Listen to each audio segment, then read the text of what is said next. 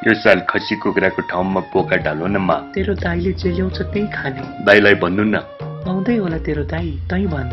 यत्रो ठुलो परिवार छ, अलि ठुलै बोका चाहिन्छ यसपालि हामीलाई। यसपालि पनि खसी नै काट्ने हो। गर्ले खसी तैले किनेर ल्याउँछस् भने ल्या, नत्र खसी नै खा। कामसाम के गर्नु छैन, खालि तास खेलेछ, रक्सी खाएछ, प्रोफाइल पिक चेन्ज गरेछ, मिम सेयर गर्दै बसेछ, अझ उसकै अर्डर। बोका ढाल्नु पर्यो रे। हैट, किन कराइरहेको त्यसरी?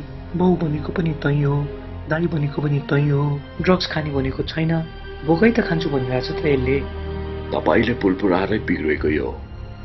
पर्ने छैन खसी पनि किनेर ल्याउन। अस्तिको पालि खसी ल्याएको कति दिन नै पुग्यो र? खरायो जत्रो त खसी ल्याएको थिइस्।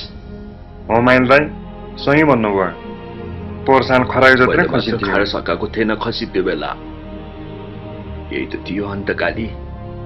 पुग्दैन यहाँ थाहा छ, जत्रै ल्याए पनि खसी हो। मैले मात्र सबै सकाउँथे, तिम्रो त थुक मात्र निल्दै बस्थ्यो नि।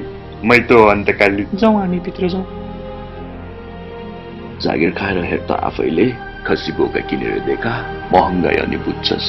अनि हेर्छु तैले कत्रो चाहिँ खसी बोका ल्याउँदो रहेछस्। मेरो दसैँ तिहार पछि जागिर पक्का छ, अनि तँलाई मासुले नि नुहाइदिन्छु।